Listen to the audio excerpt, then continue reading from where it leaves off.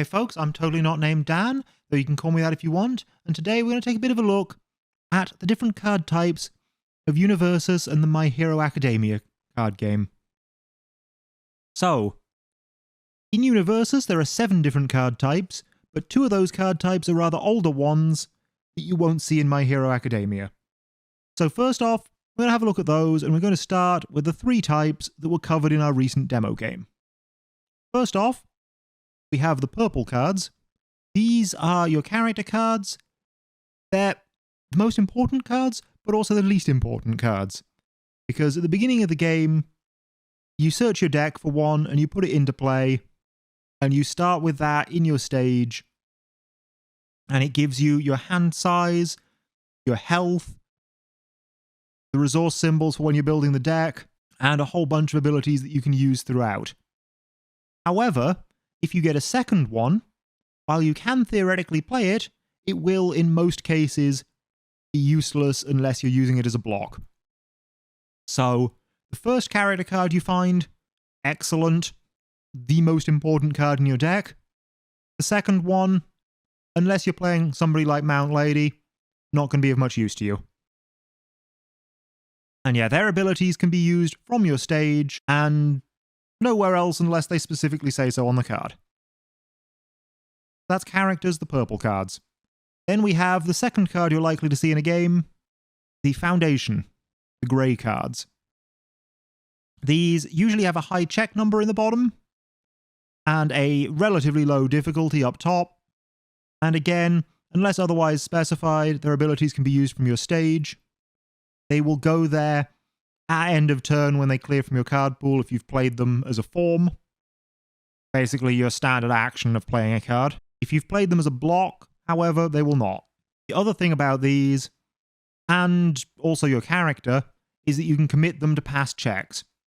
So when you would fail a check, you can commit one of these, give you a check +1 essentially, to make up the difference between the needed value and the value that you've actually got.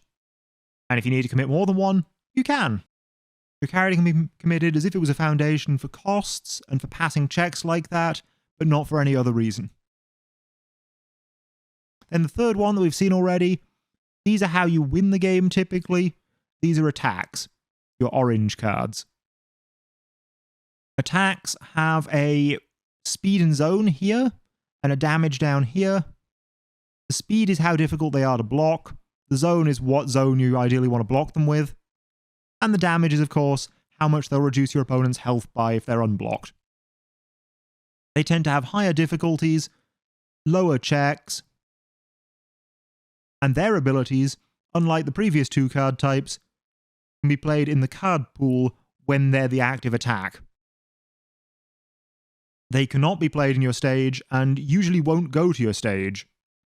Some cards may add them face down, but a face-up attack that goes to your stage will be immediately discarded because it doesn't belong there. Where attacks do go sometimes, though, is your momentum. If they have dealt damage, then when you clear them from your card pool, you may choose to add them to your momentum rather than discarding them. This is optional, but usually in your benefit. I'll link down below the video about blocking and momentum, give you an idea of how all of that works. Now, let's get into the newer card types. Green cards are assets. They are very similar to foundations, with, again, a low difficulty, high check. Unlike foundations, you cannot commit them to past checks. You can only commit them if a card asks you to commit an asset, or for their own abilities. So to make up for that, they usually have more powerful effects. Otherwise, they will clear from your card pool and go down to your stage the same way that foundations will. They'll sit there and use their abilities from there the same way that foundations will. But unlike most foundations, they have the unique keyword on almost all of them, which says basically that you can only have one in your stage. I will talk about that in the future and how we can get around that, but that's a later video. This is just to help you understand what the card types are and how you use them. Then the 5th and final card type in the MHA card game is the blue cards, the actions. So these, unlike every other card type, have an ability that can be played from a hidden zone from your hand, and that ability has a hidden extra cost of playing the card itself. The way this works, you pay all costs of the ability before checking for the card. Usually the card will have a relatively low difficulty, but not always. There's a lot of variety in difficulty for actions, and likewise there's a lot of variety in their checks as well. And yeah, you play these from your hand, and then they will go into your card pool, and in doing so they will have their effect. So you play them specifically when it says you can play the effect. We'll talk more about that in a future video as well. Now, there are some really weird things that can happen with paying the cost before you play the card, but we'll talk about that when we talk about arrays in another future video, because arrays does some wild stuff. And then, that's all you need to know if you're playing the MHA card game, but if you want to play some of the really older stuff, there are two more card types. The first of which is the purple card. Not to be confused with your other purple cards, your characters, though there is a link between the two. This is 2012 World Championship, which is sort of a placeholder card. You'll notice it has both a difficulty and a control of X, which is not an actual number in the game. And this card just counts as a copy of whatever card Jasko wanted to count as.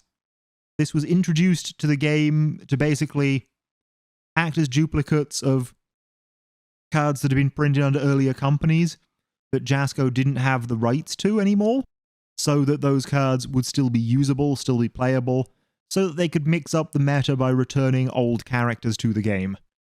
It's still used in this way in a sense in the retro format, but for the most part the retro format is not particularly well supported, so don't expect to see this card very often. The standard format does not use it at all because it is simply too old of a card for that. And our final 7th card type is even older, and you'll notice this does look a lot like an old frame Foundation.